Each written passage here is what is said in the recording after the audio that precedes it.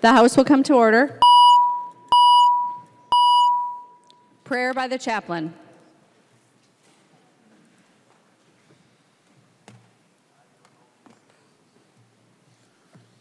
Let us pray.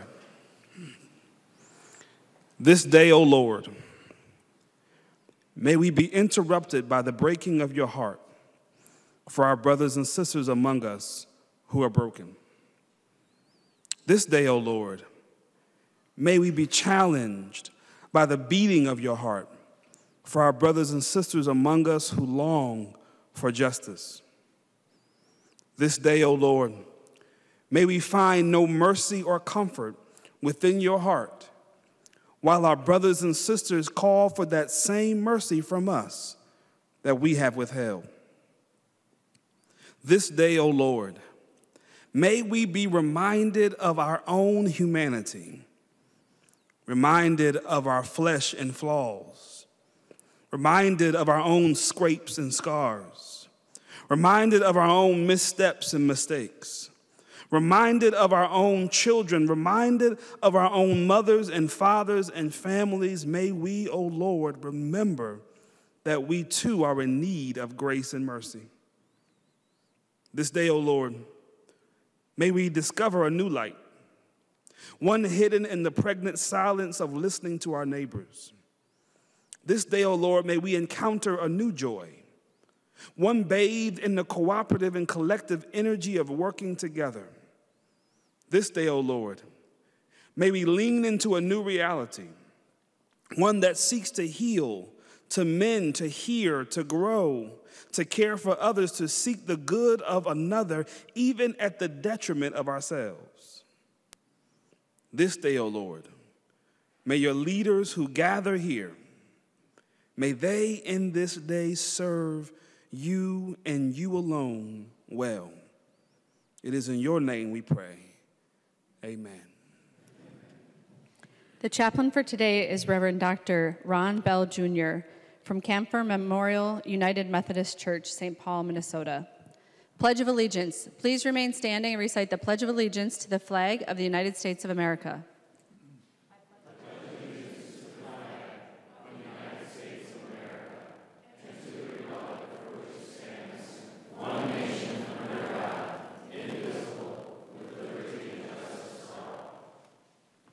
The clerk will take the roll.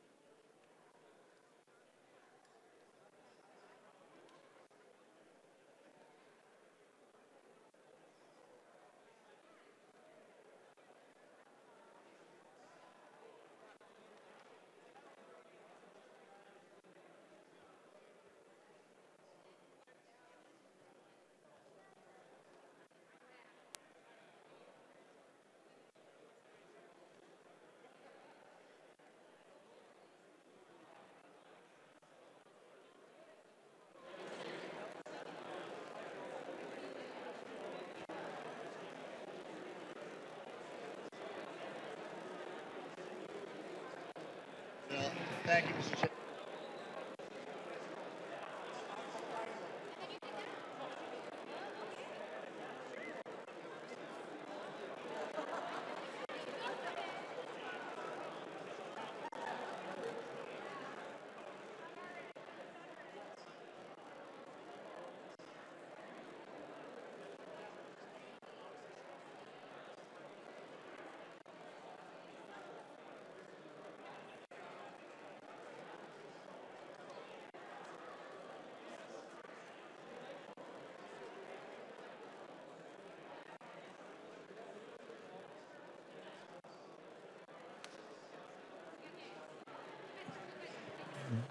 The clerk will close the roll.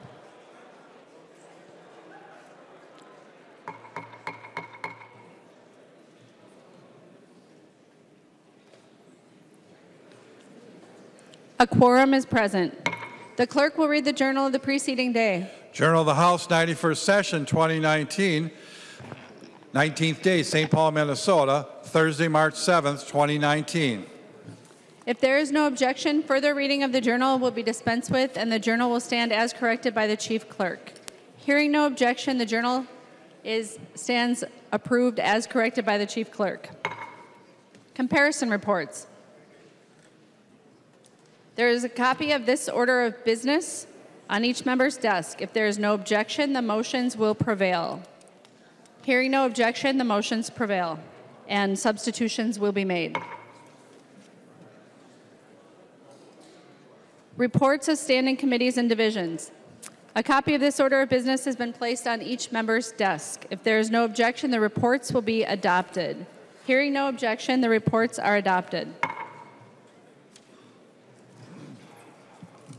Second reading of House files. Second reading House File number 50. Second reading. Second reading House File number 554. Second reading. Second reading House File 680. Second reading. Second reading House File 1121. Second Second reading. reading House File 1150. Second reading. Second reading House File 1407. Second reading. Second reading House File 1587. Second reading. Second reading House File 1811. Second reading. Second reading House File 1840. Second reading. Second reading House File 1842. Second reading. And second reading House File 1982. Second reading. Second reading of Senate files. Second reading Senate File number 573. Second reading. Introduction of bills. The following House files have been offered for introduction today. The Chief Clerk will report the House files and give them their first reading. Introduction of first reading of House Files 2285 through 2398. First reading House files 2285 through 2398. Messages from the Senate. Message from the Senate. Madam Speaker, I hereby announce the passage by the Senate of the following Senate files herewith transmitted. Senate File number 761 and Senate File number 1743. The message is signed Cal R. Ludeman, Secretary of the Senate. First reading of Senate files.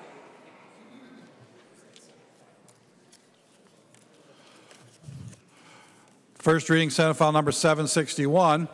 An act relating to state government. Pursuant to Article 4, Section 19 of the Constitution of the State of Minnesota, David moves that the rule therein be suspended and an urgency be declared so that Senate File number 761 be given its second and third readings and be placed upon its final passage. Here's a copy of it. Thank you. The member from Fillmore, Representative Davids, to your motion. Thank you, Madam Speaker. What we're looking at here, members, is the Senate passed a reinsurance bill which will stop rates from going up on average a projected 54%. That's what we're looking at here. The bill that many of us voted on 2 years ago was wildly successful in reining in rates, in fact, lowering rates. And when was the last time you heard that about health insurance? So first of all, Madam Speaker, if I could ask for a roll call, please. Representative Davids requests a roll call. Seeing 15 hands, there will be a roll call. Thank you, Madam Speaker and members. This bill is very, very similar to the one that was passed out of our Commerce Committee. It passed out 17-2. The Commerce Committee did its due diligence and saw how important this bill was. It extends the reinsurance program for plan years 2020, 21, and 2022. It requires extra reporting requirements so we can have a better idea of how it is impacting each metal level and each health plan. It does not require any state funds to be appropriated. I want to repeat that. The program is so successful, they actually have money that we can use to do this out 3 years, no new state funds. In fact, down the road here, some money should be put back in the Healthcare Access Fund. It was a bipartisan vote, and as I said, the remaining funds are transferred to the Healthcare Access Fund by June 30th, 2024. Members, we really need to do this. This is our chance to do this. Let's get this to the governor. We all know it needs to be done. The other plans that are on the table are not practicable, as we simply cannot afford some of the other plans that are out there. So, members, I'd really appreciate your support. Discussion to the motion. Members, the motion is for a suspension of the rules to declare an urgency so that Senate File 761 would be given its second and third readings and placed on its final passage. Discussion. Representative Halverson, the member from Dakota. Thank you, Madam Chair. And would Representative Davids yield for a question? Representative Davids will yield. Representative Halverson. Thank you, Madam Chair, and I'm waiting for a copy of what was passed the Senate to be delivered to my desk here. But Representative Davids, one of the things that we discussed in the Commerce Committee that was an important addition to this year's policy versus what's been passed in the previous session was reporting requirements, so that we have greater transparency and accountability with our reinsurance program. Those reporting requirements don't exist currently, and I want to know if this is in the bill that passed the Senate. Representative Davids. Thank you, Madam Speaker and Chair Halverson. Yes, they are, and I thought that was a very good addition in your bill from the bill that I had 2 years ago. They are in what we're going to be talking about here today. Also, members, if you go back and listen to what was going on in Commerce Committee, the plans have to have their rates in like this month. Like right now. My question to everyone in this body is, how do they do their rates not knowing if this is going to be here? And on the other hand, if we don't do this now, you're going to get some rates and you're going to be begging for mercy that we do this. This needs to be done. It needs to be done now. The companies, the actuaries need to get their numbers together. Otherwise, I guess if you vote against this, you're going to own a 54% rate increase, and you all do well in your districts. You can explain that to yours. I'm going to have fun explaining it to mine. The member from Olmsted, Representative Liebling. Madam Speaker and members, I rise to speak against the motion. There is no urgency. We are actually planning to give this matter some attention in the Health and Human Services Finance Committee. I think it's the 20th, so that's coming up. We will be examining this issue thoroughly.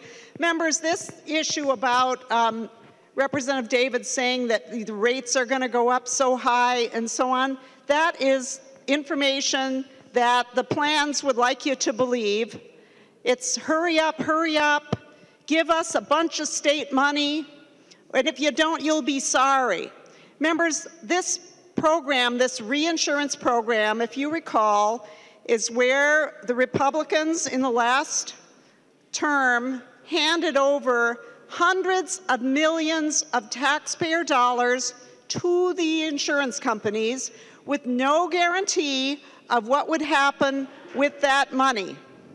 Just to remind you, this is to pay their high claims with essentially, as Representative Halverson said, very little oversight. So now they want to tell us, hurry up, let us do it for longer, let us spend more of your money, because if you don't, you'll be sorry, and hurry up, don't give it full consideration. Well, members, that is not how we should do things. You're talking about hundreds of millions of taxpayer dollars. We need to make sure that when we spend hundreds of millions of your constituents' dollars, that we make sure we're getting the best possible deal for those dollars.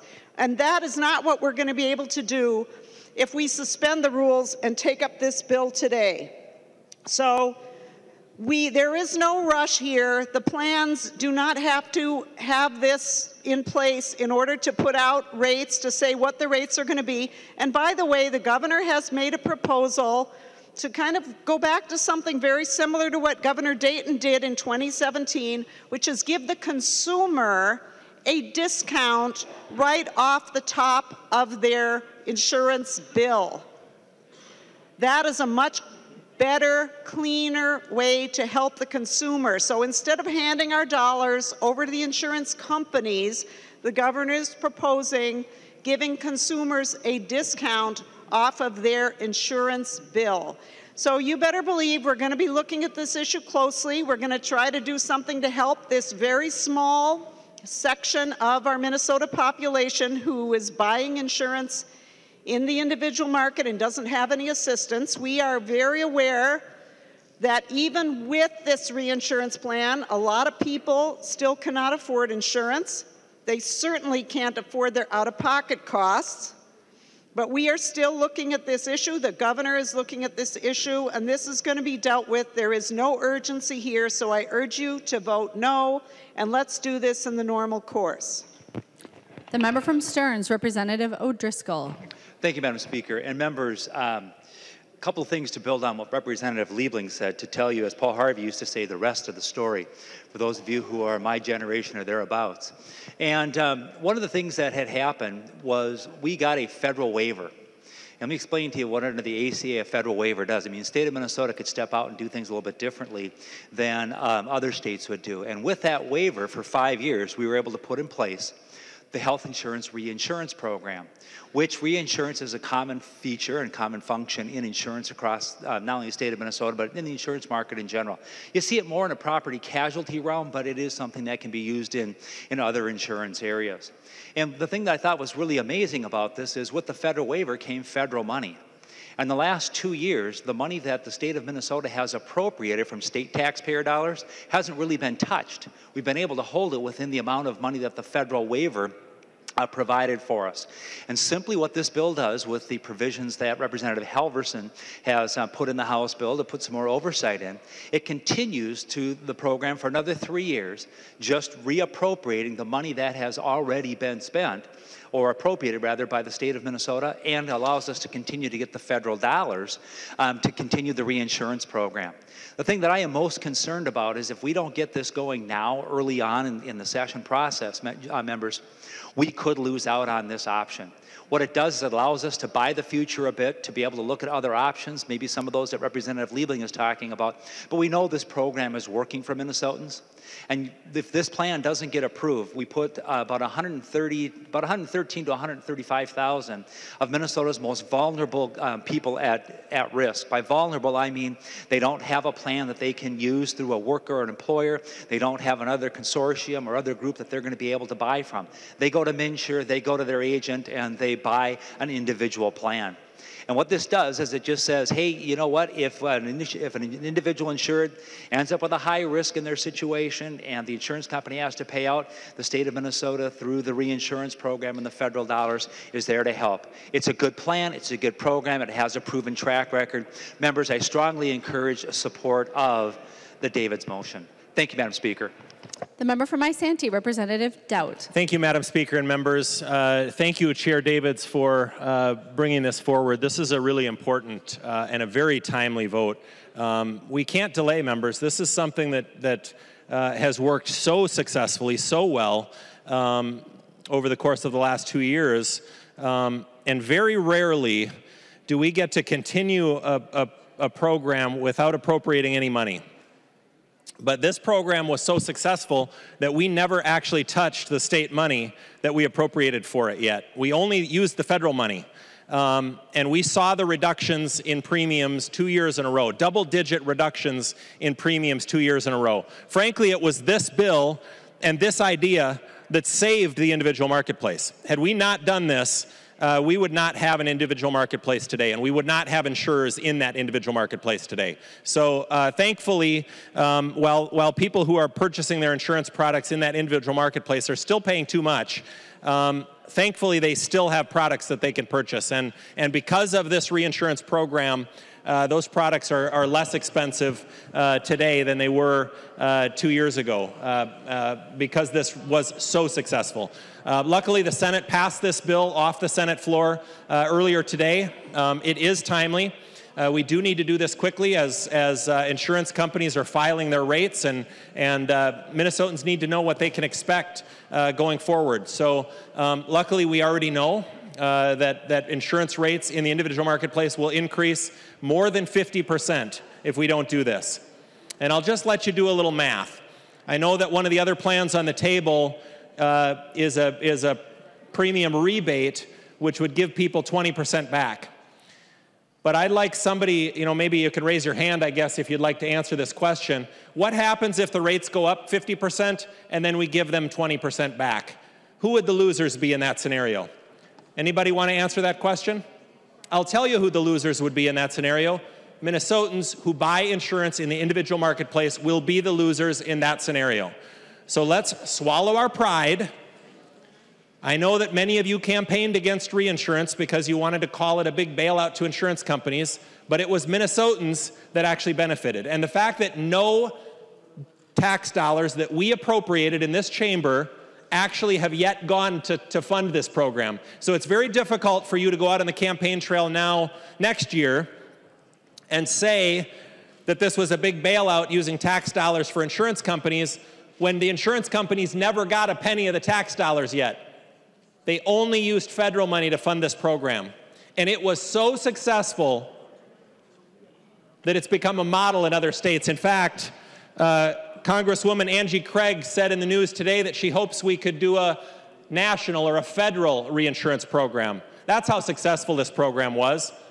Last year, Senator Amy Klobuchar said this thing has been great for Minnesotans. She was in favor of this program. This isn't a partisan thing. I don't think maybe any Democrats voted for this going out last year. But this is an opportunity for us to make it bipartisan. It was so successful. This is our opportunity to send it out of here unanimously and do it now. Let's do it in a timely manner so the insurance companies can do their due diligence before they file their rates. Let's not do what this chamber does too often, which is wait until the last minute when nobody can respond. Luckily, we know that when they file their rates, they're going to have to file what it would have been with reinsurance and what it would have been without. So we'll know if that 54% was right or wrong. But I have a tendency right now to believe the insurance companies who are telling us that rates will go up by 54% if we don't do this. So I have a tendency to want to believe them. You know why? Because they did exactly what they said they were going to do, and this program worked exactly like we thought it was going to when we passed it 2 years ago. Let's swallow our pride and embrace success. This is something that worked so well, we'd be stupid not to do it. And we know that it's timely. The Senate passed it this morning. Let's pass it out of this body and make sure that the insurance companies have enough time to file their rates. Thank you, Madam Speaker. The member from Hennepin, Representative Winkler. Madam Speaker, members, I would very strongly urge a no vote on this motion. First of all, members, Representative Davids knows well that typically motions like this are not successful unless the majority party is in agreement ahead of time. So that suggests that there's a reasonable chance that this is brought in order to make a point. I don't want to get into motives, but we haven't been consulted on this, and so therefore there's little chance that this was actually brought in the hopes that it would pass today. The reinsurance program is so far unaccountable, and it's certainly not sustainable. Representative Liebling will be having a hearing, at least one hearing on this in this month, to find out what we know about this program, whether it's been successful as the proponents say. And we can do a lot more than just take the word of members on the House floor for its success. We actually can have a hearing with public input, transparency, open process to find out whether or not this program is working. I suspect, though, members, that we will learn that it is not working like it is intended to, that it is a huge gift to insurance companies, and that there is a much better approach for taking this issue on, which is to make sure that consumers and individual Minnesotans are the beneficiaries of public funds. So, members, I would ask you to vote against the Davids motion. We can do this the right way and examine this issue correctly. I think once it is fully examined, we will see that this is a bill that is not ready to be passed out of the House this year, and that we have a much better approach as outlined in the governor's budget and the approach that's likely to come from the Health and Human Services Finance Committee. That's the more likely path. So, members, if you wish to be involved and have input into how we address the individual insurance market, I would urge you to attend the hearings that will be held in committee, offer input, and find out if the package that we're putting out from the House will actually be something that you can agree on based on your input, not something that is done on the floor on an ad hoc basis. So, members, please vote no. The maker of the motion, the member from Fillmore, Representative Davids. Thank you, Madam Speaker and members. I need to correct a few things here. First of all, It was said on the floor here that we don't know if the rates are going down. Well, according to the fiscal note from the Minnesota Management and Budget, it's responsible for a 20% decrease. That's not a maybe, would have, should have, could have. That's a fact. Now, why do I agree with the insurance, as Minority Leader Dowd said, why do I agree with what the insurance companies are telling us? Because every time they've told us something, they've been right. They have been right on. So that's why when they come to me and show me the actuarial data that the rates are going up 54% on average, I believe them. And folks, it scares the living tar out of me. We need to do this. My good friend of the chair of the division, Representative Liebling, said that this plan sends checks right to the insurance company.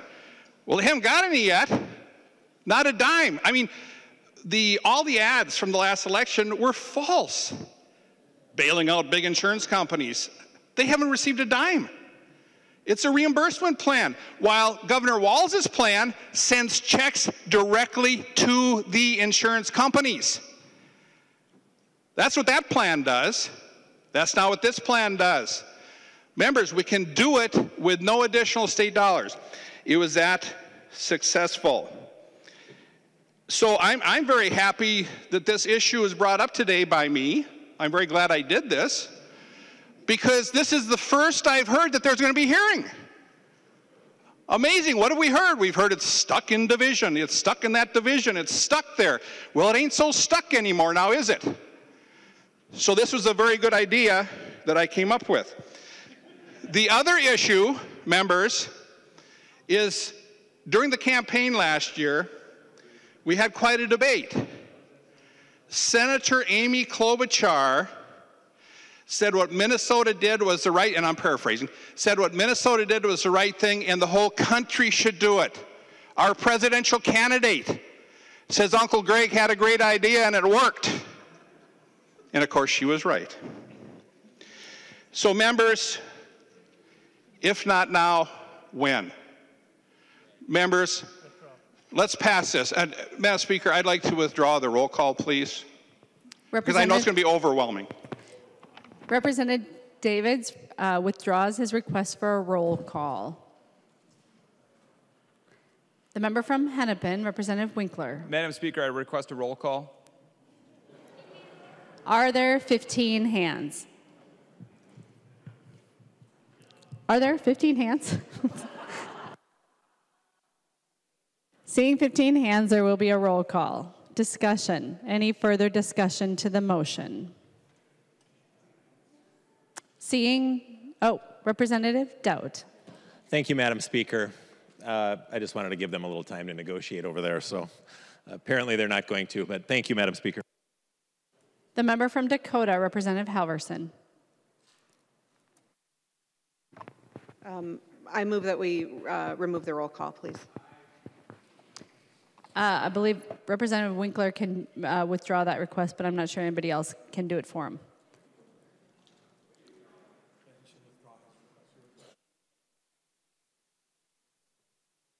Madam Speaker, I request that the roll call be lifted. Representative Winkler withdraws his request for a roll call. All those in favor of the motion, please say aye. Aye. Those opposed, please say no. The motion does not prevail. To check my hearing, a division has been requested. All those in favor of the motion, please stand. And in order to be counted, you need to be standing by your desk.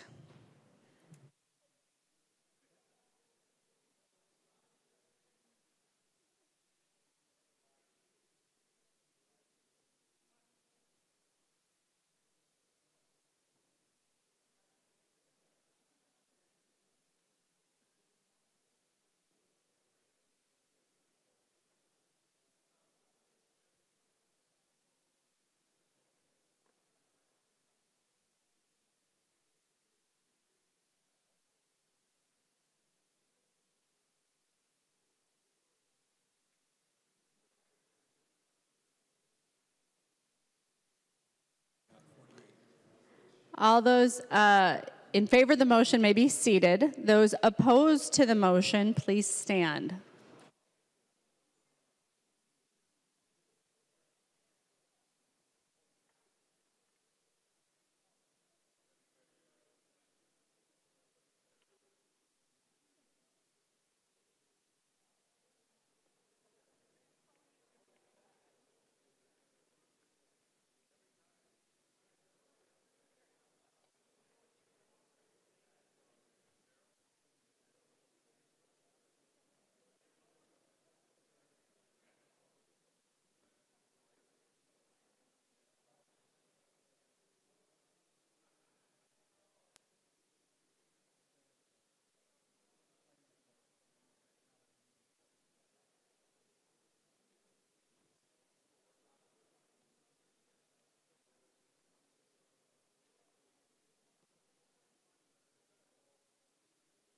There being 48 ayes and 74 nays, the motion does not prevail. Calendar for the day. Oh, we still have a couple. First reading of Senate file. Senate file number 761 is being referred to the Committee on Ways and Means. First reading Senate file number 1743, an act relating to education.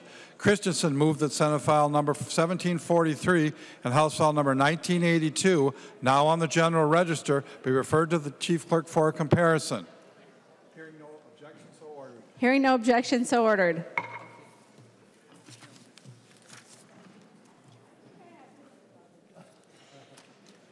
Calendar for the day.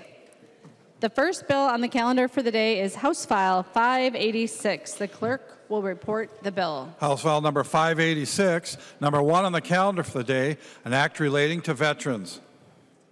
I recognize the member from Ramsey, Representative Becker-Finn, to your bill. Thank you, Madam Speaker. Members, this bill would designate the first Saturday of every October as Veterans Suicide Awareness Day. This is a very simple bill about a not so simple issue. First, I want to share some statistics with you. Veterans are 1.5 times more likely than civilians to die by suicide. The ages of those veterans spans every age group. There are approximately 21 suicides per day by people who have served in our military. If you break that down, of that number, 17 per day are veterans and 4 per day are active duty members. To do the math for you, that is 6,132 veterans lost to suicide each year. Each one of those veterans has a family and a community who cared about them. Parents, siblings, friends, children, neighbors, coworkers. The reverberations of that trauma and that grief reach out to many, many people. If you were present at either of the committee hearings for this bill, you heard the story of one of those veterans, Justin Miller. Justin was a Marine, a talented trumpet player recruited to play in the Marine Corps band. He served in Iraq, and his duties included guarding a checkpoint at an airbase.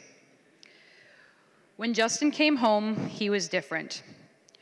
The trauma of his experience took a toll, as it does for many, and like many veterans, Justin struggled with post-traumatic stress disorder. And just over 1 year ago, Justin took his own life in the parking lot of the VA hospital in Minneapolis. I didn't know Justin, but I've had the privilege of learning about Justin and how special he was from his sister, Alyssa. Since Justin's death, Alyssa and her family have been incredible advocates for Justin and other veterans. Today, we are joined on the House floor by Justin's dad, Greg, Justin's sister, Alyssa, and Alyssa's husband, Chris. Members, please join me in welcoming them and thanking them for sharing their story.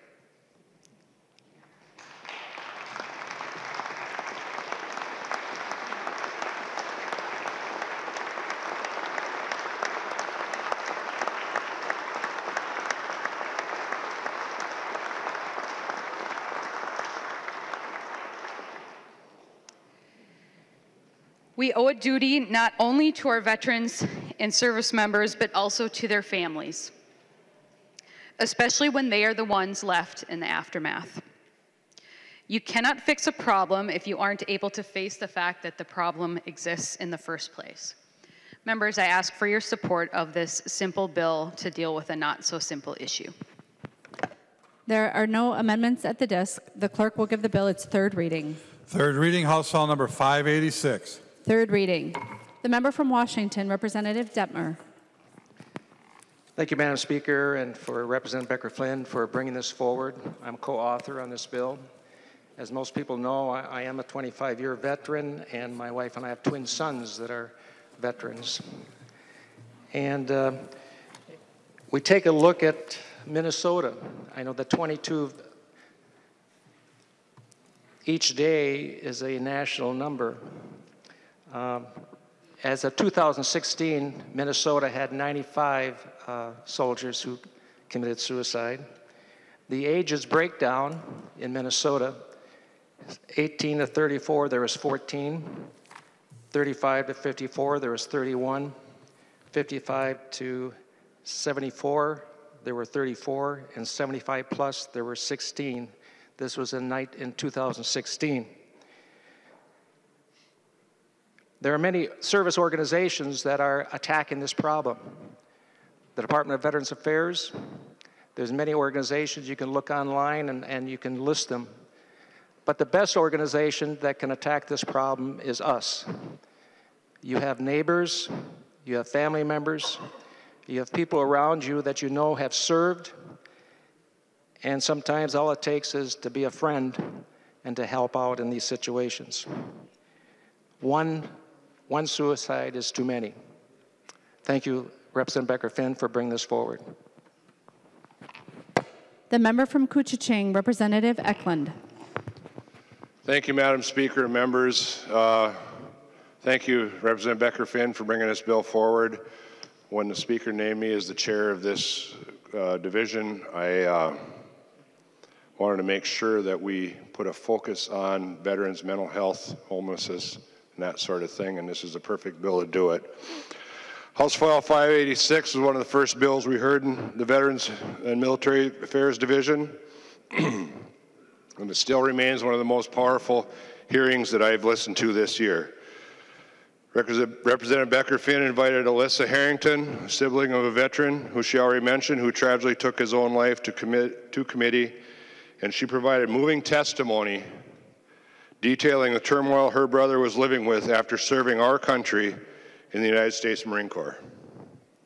While there is work left to be done to help veterans with mental illness, this bill is an important step to raise awareness for those invisible scars impacting our country's men and women of service to the forefront.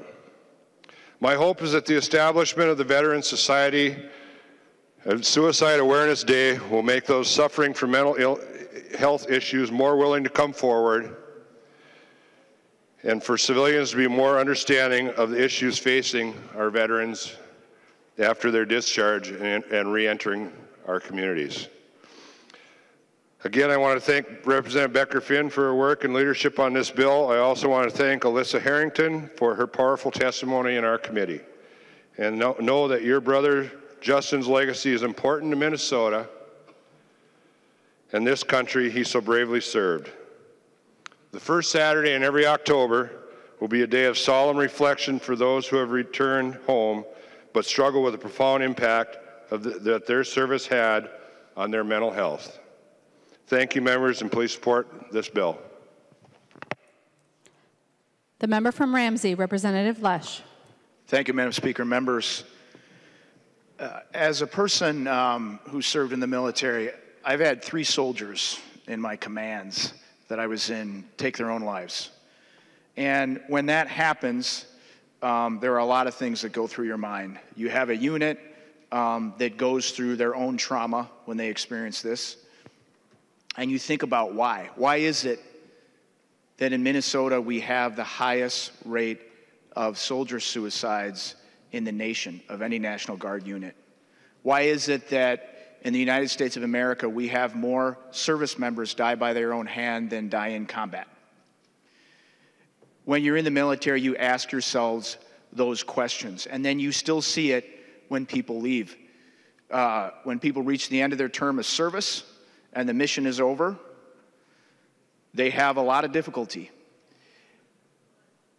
And I have frustration and struggles with how our military does this. Think about who signs up to serve their country.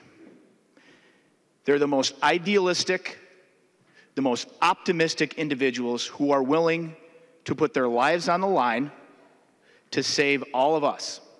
It takes a certain special type of person. And when they're not allowed to train, when they're not given a mission, when their days are composed of stand in a line, turn your head and cough, check your teeth, check your death by PowerPoints, these service members are not given the mission that we owe them to fulfill the original reason of why they signed up. So our military is failing. They are failing our service members. The generals in the Pentagon care about career progression in troop readiness. They do not care about training our soldiers or giving them the mission. That is one of the major things that can save our young people from this scourge of suicide. And it's not happening because of the structure. I've been frustrated at it for many, many years, and as you can see, I'm still frustrated with it. I hope that this measure, brought by Representative Becker-Finn and eloquently spoke to by Ms. Harrington, can open the eyes of some of these people that can really do something about this, because it's a national tragedy. I hope you vote yes. Thank you. The member from Carver, Representative Nash. Well, thank you, Madam Speaker. And Representative Becker-Finn, thanks for doing this. I'm a Navy dad, and I'm very proud of the work my son does, Representative Lesh. He has been put up for a medal because he went out of his way to save a young man that was dying.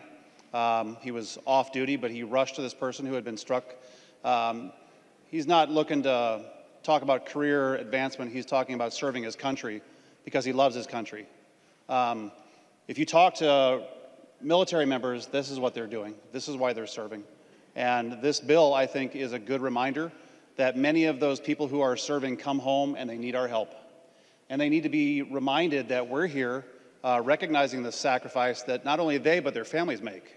So, Representative Becker-Finn, I do appreciate you doing this bill. To the family, my sincerest condolences. But the military family is one that is proud, and our hearts swell when we think about our kids and we think about our loved ones serving. And this is a great measure that will show that this body is behind their efforts. So thank you, Madam Speaker. Discussion. The member from Ramsey, the author of the bill, Representative Becker-Finn. Thank you, Madam Speaker. I did want to use this opportunity for anyone watching this today to let folks know that there is a free crisis hotline for any veteran or active duty service member. And it's also a hotline if you're a concerned family member or friend. And the number for Veterans Crisis Line is 1-800-273-8255. Members, I commit to you here today that this will not be the last time you hear me talk about this issue.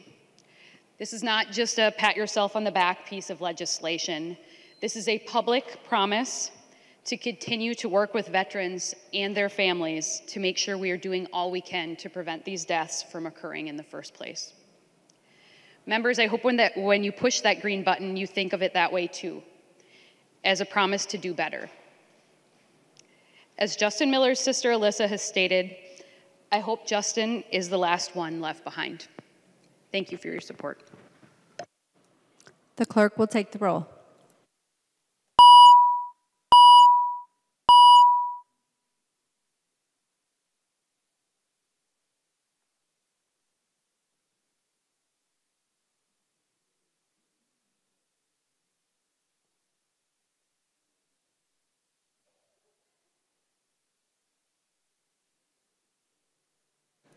The clerk will close the roll.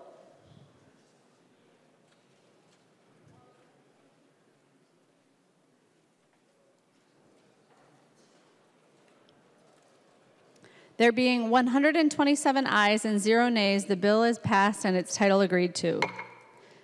The next bill on the calendar for the day is House File 819. The clerk will report the bill. House File number 819, number 2 on the calendar for the day, an act relating to health, the first engrossment. I recognize the author of the bill from Hennepin, Representative Edelson, to explain your bill. Madam Speaker and members, House File 819 clarifies existing regulations and aligns Minnesota law to match current clinical practices related to the use of fluoroscopy in our hospitals, cardiac cath labs. Members, each and every cath lab in the state is currently operating under a variance from the Minnesota Department of Health that will expire on July 31st of 2019. This legislation codifies current practice and allows cardiovascular technicians, also called CVTs, who have met the specified educational requirements to assist cardiologists with adjusting but not activating fluoroscopy equipment, consistent with their training. Fluoroscopy is the process of capturing live images. A CVT's role is to move the equipment as directed by the cardiologist, who has both hands occupied managing a delicate procedure. Members, I ask that you vote green on this bipartisan piece of legislation that puts patient safety at the forefront and ensures a cardiologist has the assistance they need in the hospitals. There are no amendments at the desk. The clerk will give the bill its third reading. Third reading, House File number 819. Third reading. Discussion.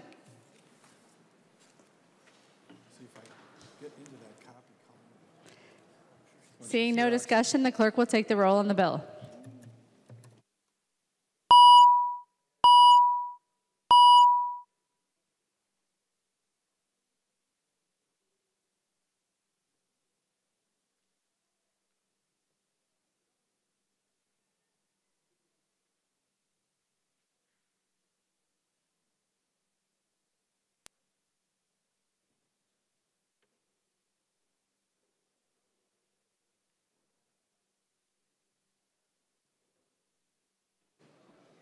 Members, please vote.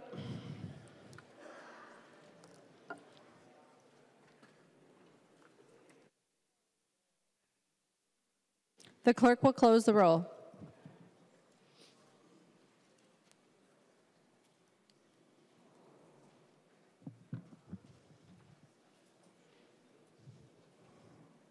There being 126 ayes and 0 nays, the bill is passed and its title agreed to. The next bill on the calendar for the day is House File 1244. The clerk will report the bill. House File number 1244, number 3 on the calendar for the day, an act relating to natural resources, the first engrossment. The member from Dakota, Representative Hansen, to your bill. Thank you, Madam Chair and members. House File 1244 is a product of the Drainage Work Group. You will be getting passed out to you a list of Drainage Work Group members and history of the Drainage Work Group. What the bill does is it lifts the cap on projects for the Agricultural Best Management Loan Program. The cap still remains of $200K for individual borrowers, but this would allow for projects with drainage to be qualified for the Agricultural Best Management Loan Program. It provides for incremental establishment with vegetative buffer strips and side inlet controls. It provides for flexibility with a county attorney. For those of you who don't know, a drainage authority could be a county or a watershed district. And then it provides some changes to redetermine conditions for redetermination of benefits and appointing viewers. And then it provides an alternative option for drainage authorities, again, whether they are counties or watershed districts, for alternative options for repair costs. And that is the bill. I'd ask for your support.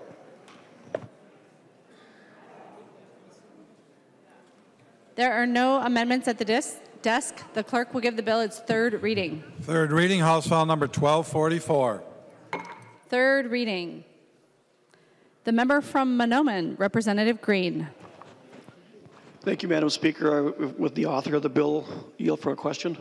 He will yield. Representative Green. Representative Hansen, in your bill, it talks about your drainage authority, and you've said that they are watersheds and counties, but there's no description of them in the bill. Should the description of a drainage authority change, For instance, should the county not be able to take over that task or a watershed, then I believe Bowser comes in. So without a definition here, is there a room in this bill that would say that eventually this could be given over to Bowser as authority of the Drainage Authority? Representative Hansen.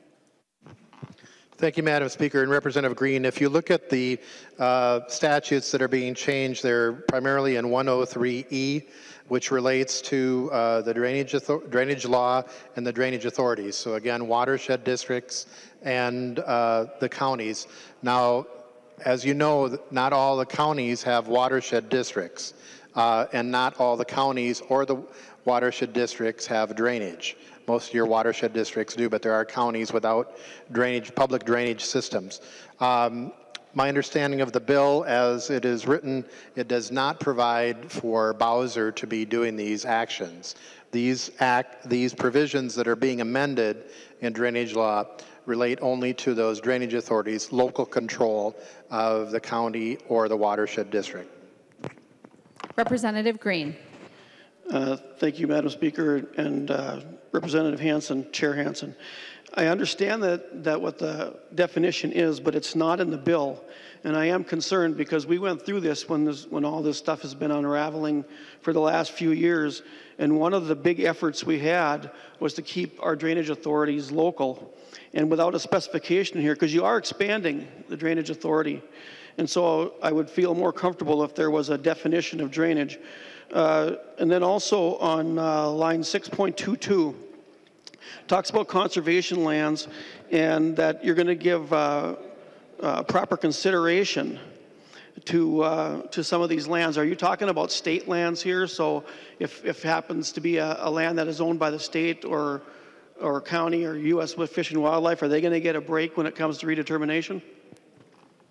Representative Hansen will yield. Representative Hansen. Thank you, Madam Speaker, and Representative Green.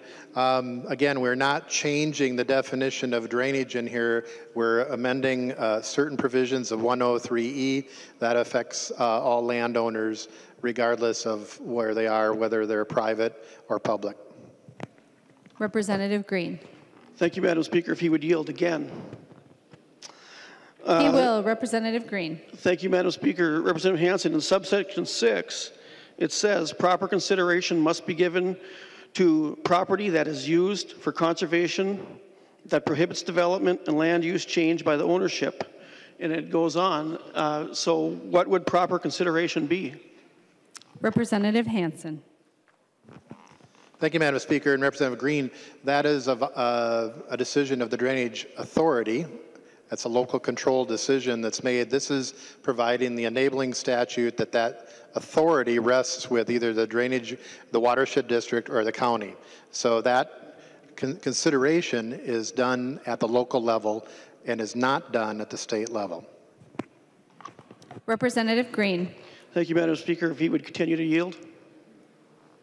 He will. Representative Green. Thank you, Madam Speaker and Chair Hansen. Then if you look down in subsection 8, where it talks about relative runoff and also relative sediment delivery, in there it gives the meaning of these, and the meaning is a potential for specific property compared to equitable property. So it looks like in the bill, you're telling the Drainage Authority that they not only are going to have to look at property that is affected, but property that in their determination might be affected. And so that in itself worries me too, because there might be property out there that is not in danger of having the runoff, but here it says if it's got a potential, it has to be included. And then that brings me back to subsection 6, where it talks about proper consideration.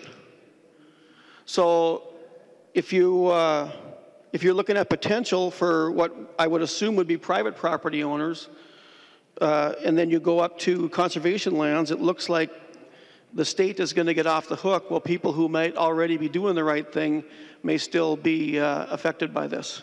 I'm afraid I can't vote for the bill. I think there's a lot of problems with it. Thank you. The member from Pope, Representative Anderson.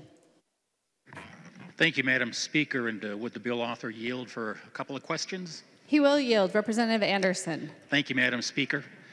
Representative Hansen, we discussed this bill in committee. It was getting late that night, and still have a couple of questions or concerns. In my area of concern is in Section 7 of the bill on page 4.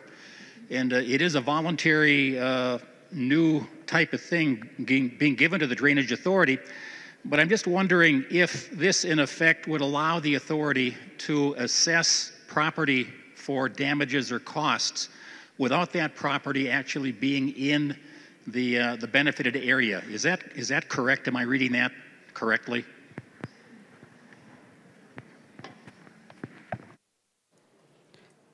Representative Hansen. Thank you, Madam Speaker. And Representative Anderson, my understanding is if it is in the drainage area, if it's a contributing area, then that can be applied, but not necessarily the benefited area, if you're following. Representative Anderson. Thanks again, Madam Speaker. And Representative, I guess what I'm getting at is if this were used by the Drainage Authority, would it in effect take the place of a redetermination? If they can already assess damages for ditch repair without redetermination, is that what this would allow them to do? Representative Hansen. Madam Speaker and Representative Anderson, what this would do is it would provide the new technologies so we can better measure those areas. The viewers would have access under Section 7 to use those new technologies. Right now, you may have a system where it's an old benefited area that I think the reason you see all of the farm groups, the environmental groups, the local government groups supporting this is because it provides the ability to have an more accurate measurement of both the benefited area and the contributing area. It's not changing the tools that are used for providing that. It provides the technological tools, but it doesn't change the assessment tools, if I'm making sense. Representative Anderson. Thanks again, Madam Speaker. Well, again, does this take away the need for a new redetermination? If they can do it this new way, why would they go ahead with the sometimes very expensive process of a redetermination if they can assess damages without doing that? Representative Hansen. Madam Speaker and Representative Anderson, this should actually reduce the cost for the viewing and the redetermination of benefits because you're providing that alternative option with better use of technology. So overall, the cost that would be distributed should be less for that redetermination because it's costing less with this new option. And again, this is a voluntary option that the local drainage group, so it's not saying everybody has to use it. The local board, whether it's a drainage authority, a watershed district, or a county, will have to make that decision of whether they want to use this option. Discussion to the bill. The member from Brown, Representative Torkelson. Well, thank you, Madam Speaker. I rise in support of this bill.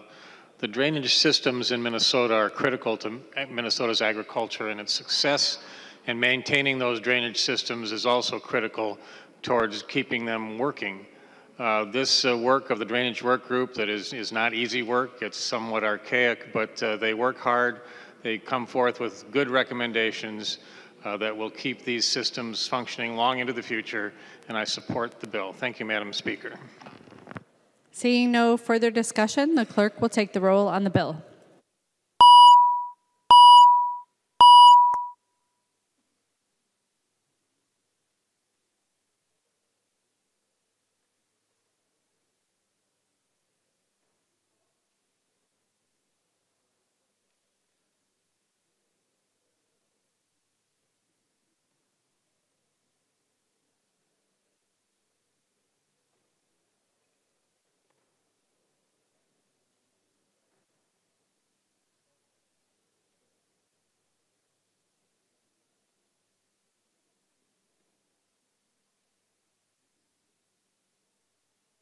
Members, please vote.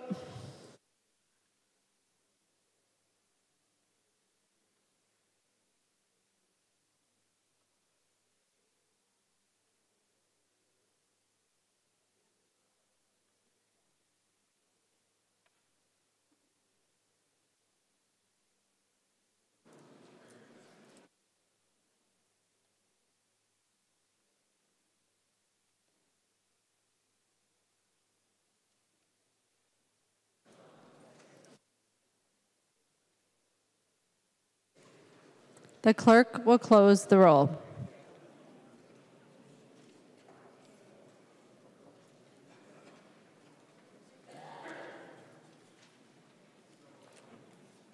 There being 100 ayes and 24 nays, the bill is passed and its title agreed to.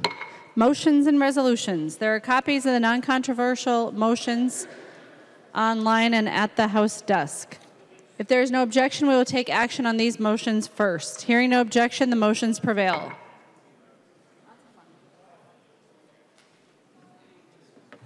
Lesh moves that House File number 1065, now on the General Register, be re-referred to the Judiciary, Finance, and Civil Law Division. The member from Ramsey, Representative Lesh, to your motion. Thank you, Madam Chair and members. This is the reviser's bill. It has some bonding provisions that probably shouldn't be in there, so we're moving back to the committee to take those out.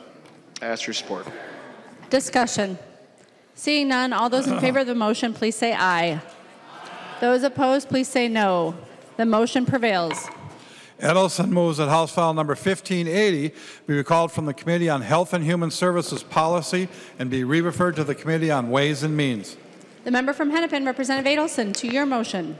Madam Speaker and members, this is a bill that is fiscal in nature. I have spoken with both the chairs. It's about medical equipment and medical supplies. And Chair Liebling said that she would accept it in her committee. Discussion. Seeing none, all those in favor, please say aye. Those opposed, please say no. The motion prevails. Hornstein moves that House File number 1674 be recalled from the Committee on Government Operations and be re-referred to the Committee on Ways and Means. The member from Hennepin, Representative Hornstein. Thank you, Madam Speaker. This is a bill that involves a study of vibration-related issues in the vicinity of the proposed Southwest Light Rail route, and it was referred to government operations, but it has some finance implications, so we're moving it to Ways and Means. Discussion. Hearing none, all those in favor, please say aye. Those opposed, please say no. The motion prevails. Fabian moves that House File number 1710 be recalled from the Committee on Commerce and be re-referred to the Energy and Climate Finance and Policy Division.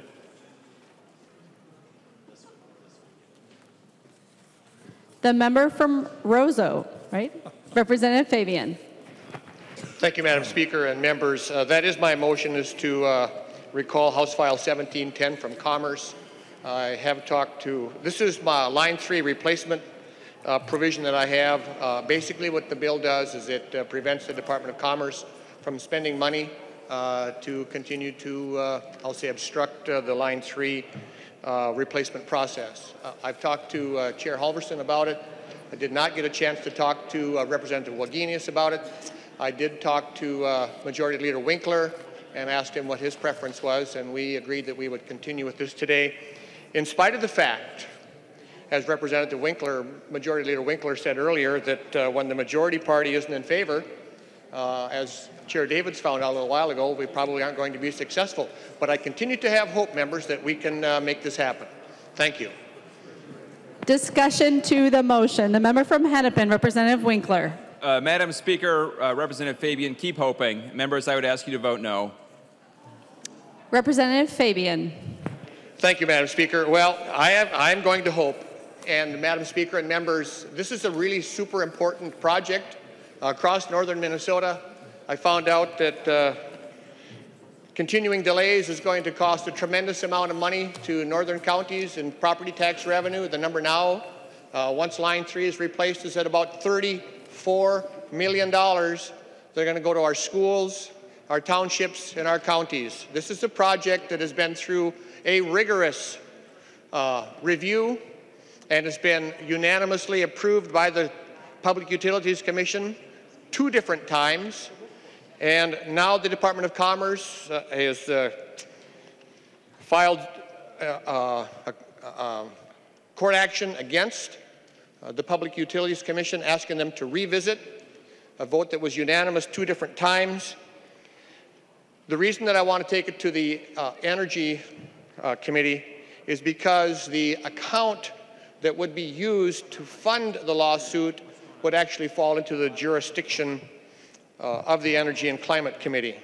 The other interesting thing, I started having conversations about this some time ago, and at the time chose not to pursue it. But even last week, the Senate did exactly the same thing that I'm trying to do today, moved it from their Commerce Committee to their Energy Committee. So members, I ask for a green vote to get this project moving. I'm hopeful that Majority Leader Winker will even vote with us. Thank you. Further discussion?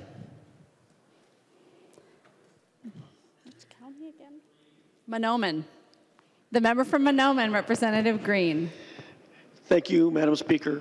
And I want to speak in favor of this motion. We hear time and again how important this is for northern Minnesota. But one of the things you probably don't hear is I've spoken with a lot of the minority people in my district on White Earth Reservation, also Fond du Lac and others. And for your information, there are 2 minority construction companies that have submitted and received bids for this line. And for them, in one of them, it's a $30 million contract. The other one is probably close to that. We could be looking at as many as 80 tribal members who will be working on this. And what that means for these people whose median income is probably less than $30,000 a year is that they are being trained today, and they'll be able to be making between $3,000 to $4,000 a week through this. This is families that are living in poverty, and this is their step up. It's more than just the Line 3. The training that they get is going to carry them on to all kinds of other jobs. The construction companies that have these bids have told me that they, in anticipation of this, have not bid on other bids because these bids were so important to them that if they were to get these contracts and move forward, that they would be able to bid on jobs across the United States. It would be a stepping stone for them that would be unbelievable. So when you're considering this vote, keep that in mind, that all you ever hear is a one-sided protest against Line 3. But there are very, very many members on the reservations from Fond du Lac to White Earth who are very much in favor of this. It's like I said, it's not just a pipeline to them. It's a chance to move their family forward and a step up in their income and maybe a change of life. Thank you. The member from Carleton, Representative Sundin. Thank you, Madam Speaker, and I thank Representative Fabian for bringing this about. It's time for discussion about how we transport oil. A few years ago in the Transportation Committee, we heard about 79,000 tanker cars that transport oil and other products across the United States. Only 5,000 of those 79,000 cars had a double bulkhead, a safe bulkhead that would prevent ruptures in case of an accident. There's reference about the Fond du Lac Reservation in my district. Proud to represent them. There was a train derailment there a couple weeks ago where some of the coal trains, coal cars, flipped into the St. Louis River and created quite the disaster there. Well, the cleanup did continue, and we're lucky it was coal. Had it been one of those substandard tanker cars that flipped into the St. Louis River, just imagine the environmental disaster that could have occurred, and it will occur sooner or later with these substandard, let's call them time bombs, that's what they are. About 75,000 time bombs traveling the tracks here in the United States. So the sooner we get that oil off of the rails and into the pipelines where it can be transported safely, the better off we're going to be. The safer Minnesota will be. Thank you. Discussion to the motion. The member from Polk, Representative Keel. Thank you, Madam Chair and members. You know, there is great points to be made. As you all know, I farm. And one of the important points of the rail is that if oil is competing with agricultural products, it's very difficult for us to get those moved in a timely fashion. We've, in the past, have had some serious problems trying to get product in and also get product out. So much so that it changes the amount of crop I can sell. It changes the price I can sell it at. If I can't get it out of my elevator to the market, which goes on rail quite often, I cannot get a good price for my product. And that competition is very difficult when we're trying to bring coal in and anhydrous in and trying to get oil back out, not to mention the crops that we raise, all kinds of things like wheat, corn, soybeans, edible beans, excuse me, I use the short term. Think navies, kidneys, reds, those types of things, potatoes, those things have to be moved too. And so it is very important that we get line 3 moving so that we are not, the competition is difficult for those things also. And then I would also add, as my colleagues have said, this is really important to our small businesses along this rail line. Hotels, restaurants, all see much success and have expressed their frustration in the fact that this is not happening. So we want to make sure that we can get this line 3 moving so that we can have a progressive northwestern Minnesota. Thank you. The member from Aiken, Representative Lewick. Thank you, Madam Chair. First of all, I want to thank Representative Green and Representative Sundin. They brought up the point that there are a couple of very important minority businesses that are involved here. Aiken County borders Carleton County, right now, and literally Fond du Lac Reservation is right next door. It's really important. These folks are sitting there ready to go to work on this project. We keep seeing these delays. We've looked at this project now in excruciating detail for 4 years, and it's about time we move on and get this thing done. There's a number of reasons why I support Representative Fabian's motion here. One, it's really basic public safety. My district has a whole number of small towns that will bear the brunt of those oil trains if we don't get busy and replace this line. My friend Representative Heinzman has Brainerd and Baxter in his district. The one place where we could park a whole lot of oil trains, unit trains, if we have a little hiccup is downtown Brainerd, Minnesota. I don't think any of us want to see that. This is a really gut-wrenching public safety issue. It's right in the environmental impact statement. What's going to happen if we don't replace this? We're going to throw a whole bunch of crude oil unit trains on the line, running them through all kinds of small towns throughout rural Minnesota. The other thing, and there's discussion here about the property tax issue. We're running that line at half capacity, the existing line 3 right now.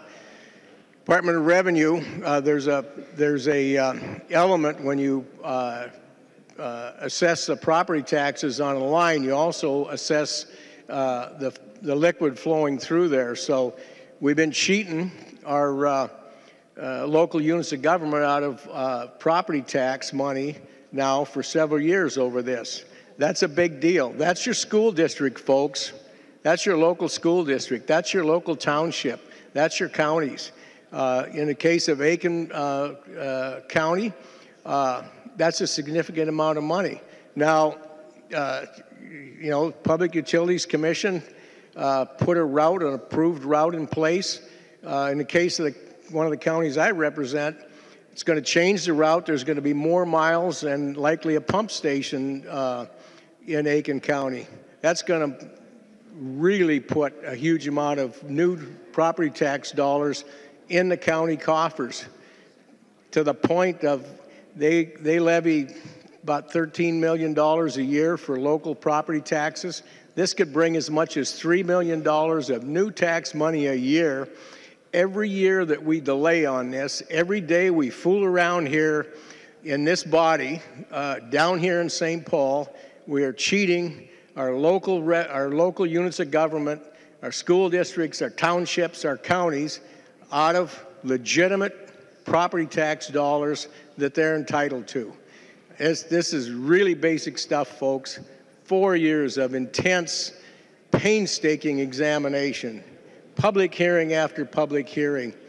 We need to just get off the dime here as Minnesotans, as members of the legislature, and move this thing through. Thank you, Madam Chair. I'm sorry, Madam Speaker. The member from Hennepin, Representative Long. Thank you, Madam Chair.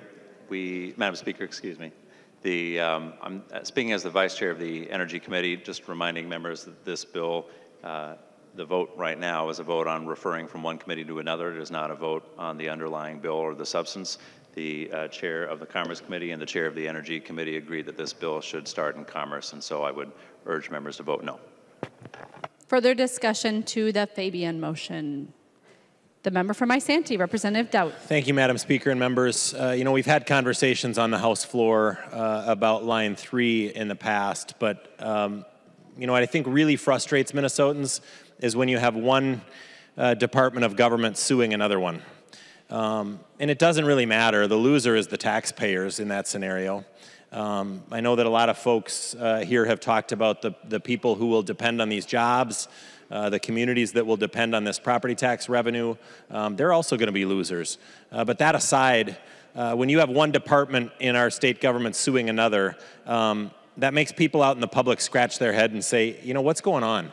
I was really heartened when our new governor suspended that challenge from the Commerce Department, and I thought that Line 3 would move forward, you know, without that bump in the road.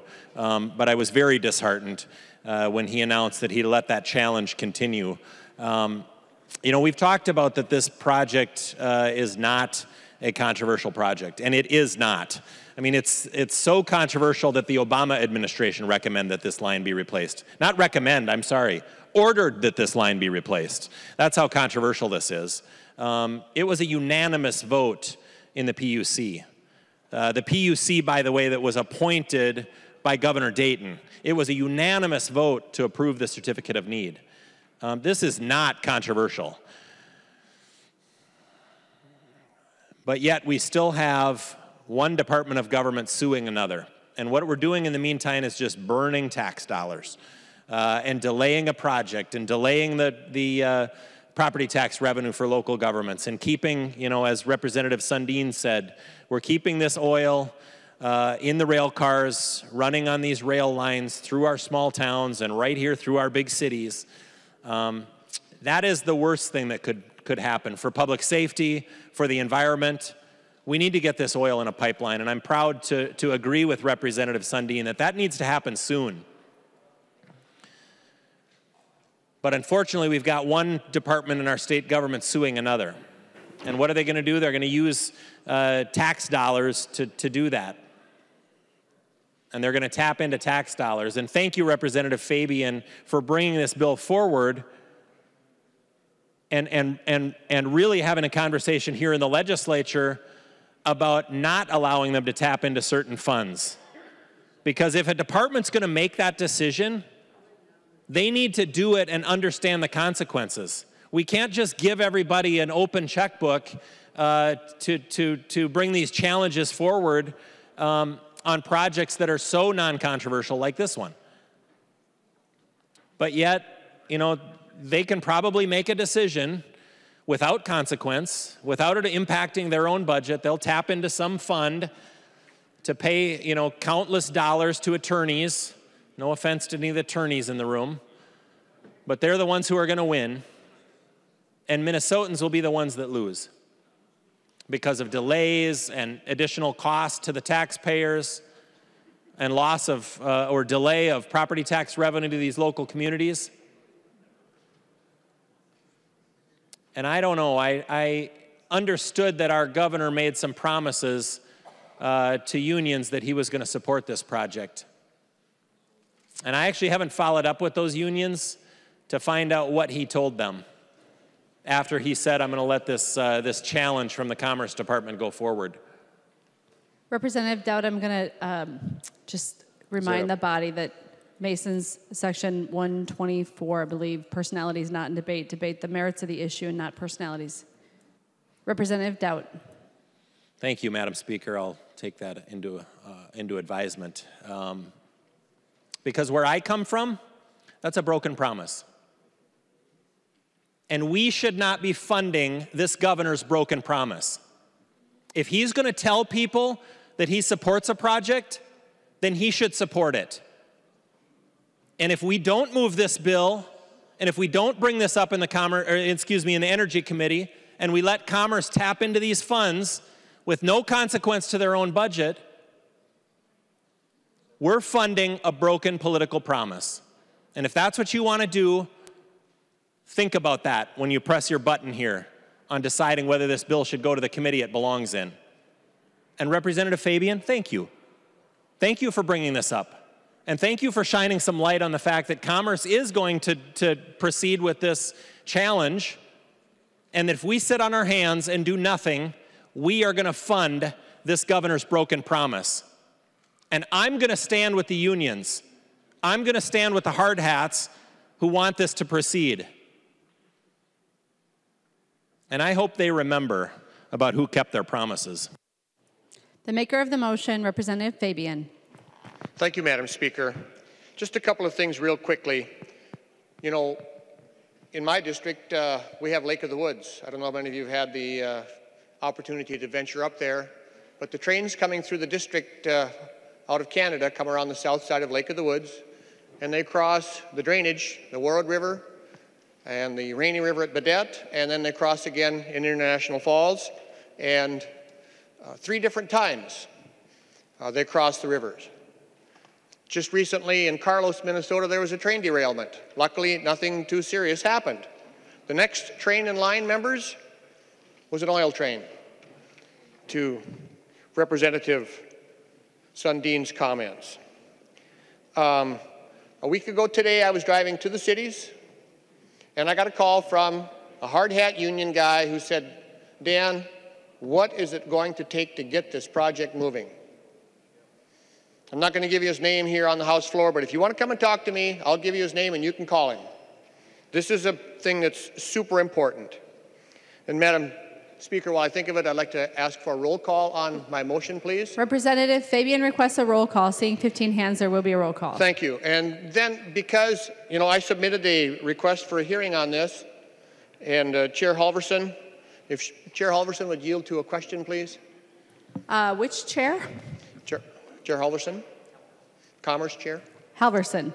She will yield. Representative Fabian. Thank you, Madam Speaker. I think that's what I said. So my request for a hearing hasn't been granted at this point. We have some deadlines coming up. Chair Halverson, I'm sure that this is right at the very top of your list of bills to hear. Can you give me any indication when you may be hearing this bill? Representative Halverson. Thank you, Madam Speaker, and Representative Fabian. We are continuing to build our schedule toward the end of session, so end of deadline, so we don't have this scheduled at this time. Representative Fabian. Thank you, Madam Speaker. That's kind of what I was somewhat afraid of too, and it's part of the reason for my motion was to get it to the Energy Committee to maybe get a hearing there, and I could resubmit my request there. So, members, this is a no-brainer in my opinion. I hope that we see a whole bunch of green and just a little bit of red, and it'll probably be Majority Leader Winkler. So thank you. The clerk will take the roll on the motion to re-refer the bill.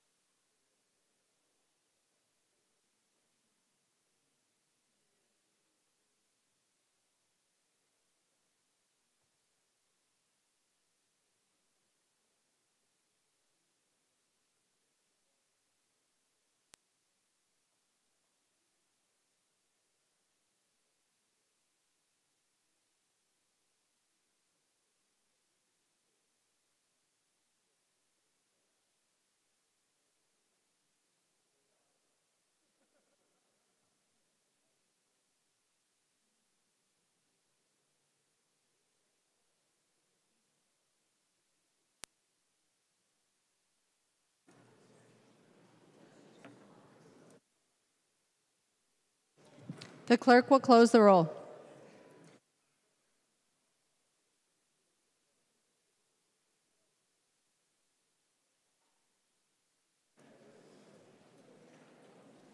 There being 56 ayes and 65 nays, the motion does not prevail. Baker moves that House File Number 1718 be recalled from the Committee on Commerce and be re-referred to the Committee on Health and Human Services Policy. The member from Candido High, Representative Baker, to your motion. Thank you, Madam Chair and members. House File 1718 is the Board of Pharmacy Policy Bill. We took out some commerce issues to lighten up the load for commerce hearing. I talked to both chairs, Chair Moran and Chair Halverson. It is ready to go, and with that, I ask for your support, members. Thank you. Discussion to the motion. Representative Halverson. Thank you, Madam Speaker and Representative Baker. We did discuss this, and I support the motion. All those in favor of the motion, please say aye. Those opposed, please say no. The motion prevails. Freiberg moves that the rules of the House be so far suspended that House File Number 1397 be recalled from the Committee on Government Operations and be given its second and third readings and be placed upon its final passage. The member from Hennepin, Representative Freiberg, about your enlightening legislation. Madam Speaker, I'm tired. I am so tired today. And I was trying to figure out why I was so tired. And then it hit me. Oh, it's because we changed the clocks. Is there any reason for that anachronistic relic that we still have to change our clocks? I don't think there is. I think this is a really important bill, especially this time of year. Let me tell you what it would do. It would make daylight savings time the year-round standard for Minnesota. Well, maybe I shouldn't say standard, because standard time is the other option, but it would keep us on daylight savings time year-round. Once Congress gives us the authority to do that. There are some states out there right now under federal law. States can go to standard time year-round. Arizona has done that. I signed on a bill last year to allow that, but I did hear from some people that were concerned that they would lose an hour of evening sunlight in the summer, and I kind of agree with them after that. So I did some research. I looked into an alternate approach, and this bill is what I came up with. It has bipartisan support. The Speaker supports it. It's a great bill. It would just say that once Congress authorizes states to go to daylight savings time year-round, that will be the law of the state. So I encourage members to support this motion so we can take up this bill. The member from Itasca, Representative Lehman. Thank you, Madam Speaker. I rise in support of the motion to suspend the rules.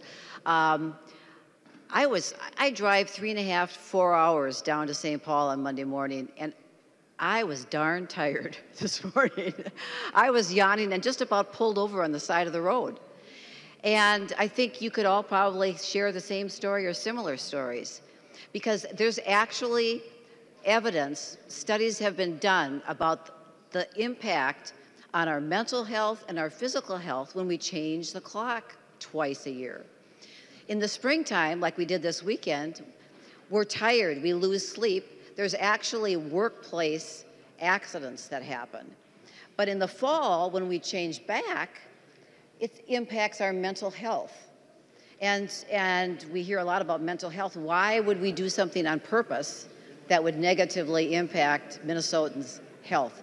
Believe it or not, with all the important issues that we tackle here in the Minnesota House, the one that I hear most often about is, can you do something about changing the clocks?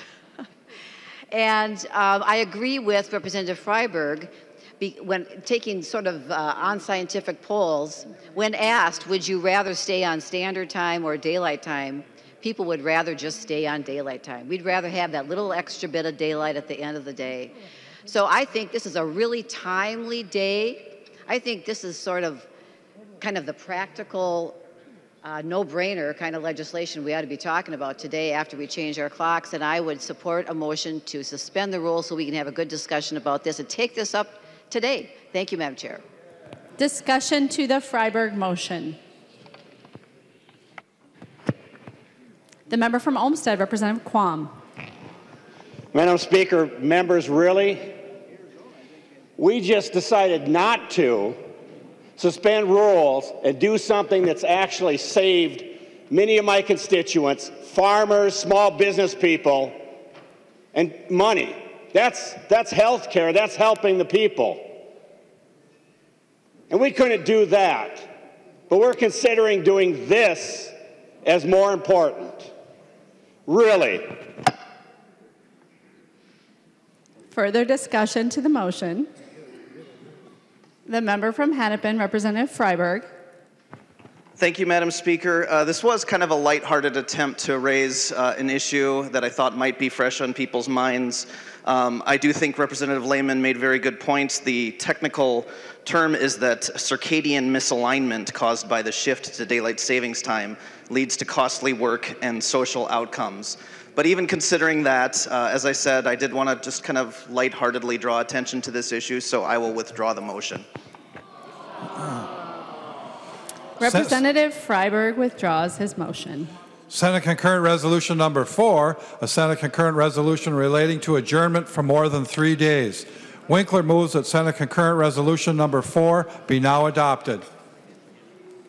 Representative Winkler. Madam Speaker, this is the concurrent resolution for the spring recess, and I would ask members' support. Discussion to the motion. Seeing no discussion, all those in favor, please say aye. Aye. Those opposed, please say no. The motion prevails. Announcements. Representative Winkler. We do have one announcement. Representative Freiberg. Madam Chair, I am still tired, but the Government Operations Committee will be meeting at 5:30. I believe it's in room 200. If that's wrong, I will send out an email to correct that. Representative Fabian. Thank you, Madam Speaker. GOP members of the Environment Committee, we have a huddle in 272 after we adjourn. Any further announcements? Representative Lesh. Thank you, Madam Speaker. The Judiciary Committee will meet in 15 minutes in room 10. Representative Considine. The Reform Committee DFL members will meet very briefly in my office immediately after session. Representative Winkler. Madam Speaker, I move that when the House adjourns today, it adjourns until 12 noon, Wednesday, March 13th, 2019. Representative Winkler moves that when the House adjourns today, it adjourn until 12 noon, Wednesday, March 13th, 2019. All those in favor, please say aye. Aye. Those opposed, please say no. The motion prevails. Representative Winkler. Madam Speaker, I move that the House do now adjourn. Representative Winkler moves that the House do now adjourn. All those in favor, please say aye. Those opposed, please say no. The motion prevails and the House stands adjourned until 12 noon, Wednesday, March 13th, 2019.